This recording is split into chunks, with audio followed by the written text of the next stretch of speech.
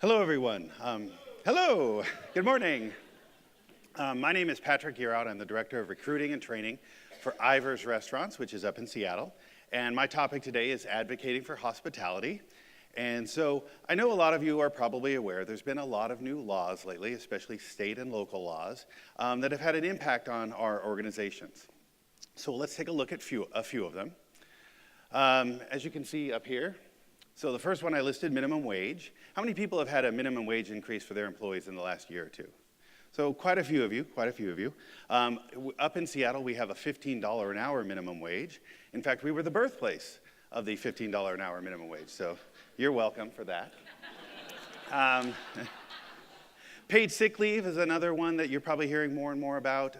We have paid sick leave in Washington State. We also have a different paid sick leave program in Seattle and in SeaTac and in Tacoma, so it's super fun.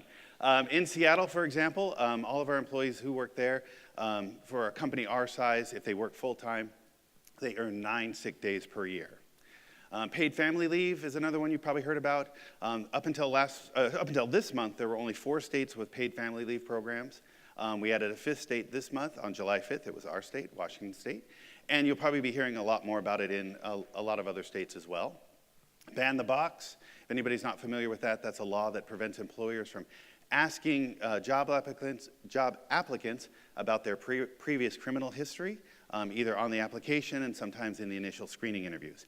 And it's just a way to provide a fair chance for those who've been incarcerated to hopefully get a new job. Secure scheduling, you've probably heard a lot of people talk about secure scheduling. If you've hung around me for more than 2 minutes, you've probably heard me talk about secure scheduling. We have it in Seattle, it just started there. It's gonna be starting in New York in the fall. San Francisco has a version, San Jose has a version. It'll probably pass in the state of Oregon. These laws require employers to, I'll stand over here.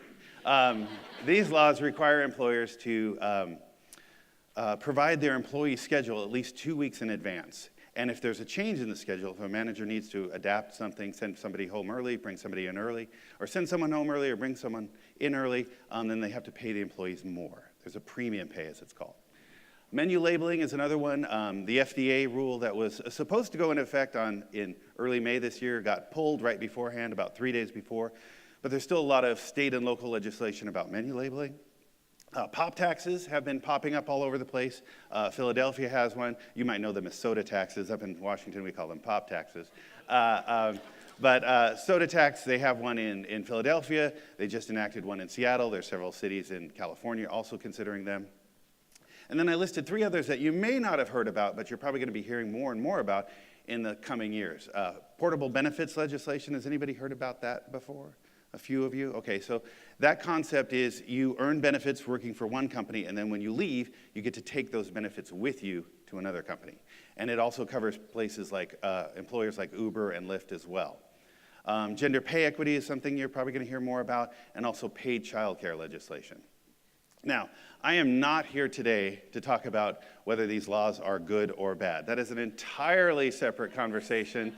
It is a debate we could probably have for years, and not all of us would ever agree on it. But here's what I will say. A lot of these laws are being written, sponsored, and enacted by people who have never worked in a hospitality business. They've never worked for a hotel or a restaurant. Some of them have never even owned or operated a business. And so because of that, the laws that are being created don't often address the complexities of our particular businesses. And they can have huge impacts because of the way they're written. I'll give you an example with secure scheduling in Seattle.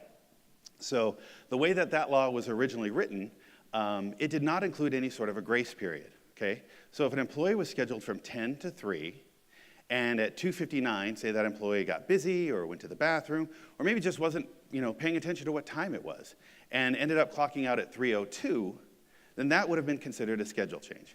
And that would have triggered premium pay, and a payroll adjustment, and a payroll adjustment form, and so on and so on and so on. And so if you think about it, how many times a day do your employees not clock in exactly on the time or clock out? I mean, for some of you it's dozens, for some of you it's hundreds, and for some of the larger companies, probably thousands of times a day. And you think about what an administrative nightmare that could have been. So it's really important that hospitality companies step up and get involved and educate their lawmakers and help address some of these situations so that the laws don't do more harm than good for the people that they're trying to protect. So who should be stepping up? Who should be educating these lawmakers? Any guesses? The trainers, exactly. Trainers are the most qualified people in hospitality organizations to make these changes. We are the educators. We spend our days training our employees, training the people inside our company, so it only makes sense that we'd be good at training the people outside of our company as well. We're expert communicators, we're expert networkers, because we've all been to where? Chart, exactly.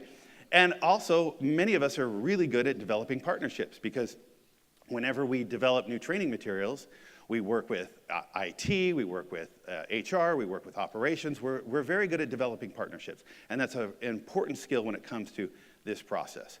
So what are some ways that some trainers can get involved and help advocate for hospitality? Well, first of all, it's really important to stay informed. You should be reading your local business journals. You can use Google Alerts. You can use Twitter. Whatever news feed that you particularly enjoy, stay abreast of these situations. Do a Google Alert for secure scheduling in your area. Do one for minimum wage. Make sure you know what's going on. Connect with your legislators. If you don't know the people on your city council, get to know them. If you don't know your state legislators who cover your particular area of the state, get to know them as well. Invite them to your businesses. Have them in for lunch, or show them around, have them meet your employees, show them your books, whatever you need to do. Be as transparent as possible and educate them as much as you can about your particular businesses and all the complications. I mean, we certainly did that with secure scheduling in Seattle. I mean, anybody's ever done a schedule, especially for like a full-service restaurant, or I would imagine a hotel as well, it's a long process, and it's very, very complicated. And so we tried to educate them as much as possible. Attend stakeholder meetings. When laws are being created, oftentimes city councils or state legislators will have stakeholder meetings and they'll get input from people. Go to those meetings, get an invite. It's really, really important that you go to these meetings, and if you hear something that you disagree with, raise your hand. Ooh, where'd it go? There it is. Raise your hand and voice your opinion and say why you disagree with it. This is the way we got that grace period written in is because I went to every single stakeholder meeting for secure scheduling, and I raised my hand a lot. And I made sure that I brought up those grace periods every single time. A couple of other ways: work with other businesses. If you have a chamber of commerce in your city, join that chamber of commerce. Join your state hotel association or your state restaurant association. Make sure that you get together with the other business people and come up with viable solutions that will work for your businesses, so that when these laws are being created, you can offer an alternative to what's being proposed, and rather than just saying no all the time. And then finally, I would say, support the candidates who believe in what you believe in. Here's the one thing about people who are running for office. They love to have campaign events. And what do they need for campaign events? They need meeting space or banquet space and food. And what do we have? Meeting space and banquet space and food. And so it's very easy so if you find somebody that you align with their values, make sure that you can offer them, a possible campaign event in your restaurant. That way they can do a meet and greet, and it's a wonderful way to get to know those candidates as well. And again, you have them in your business so you can educate them in case they do get elected. My final thought for some of you is, I know, because we heard it a lot in Seattle, trust me, I know you're seeing these laws and you think, these are the stupidest things I've ever heard of. I know some of you are probably thinking that, and you're thinking there's just no way that I will ever get involved because I just don't agree with it. Here's the thing. If you say you're not going to get involved, and if you just refuse to participate, then you lose all opportunity to influence the outcome of these laws as they're being developed. Just because you don't want to be a part of the conversation doesn't mean those conversations aren't going to continue. They will. Trust me, it happened in Seattle, and it'll probably happen in your neck of the woods as well. So it's very important, hospitality, trainers especially, get involved, tell your story to your legislators, and advocate for hospitality. Thank you very much.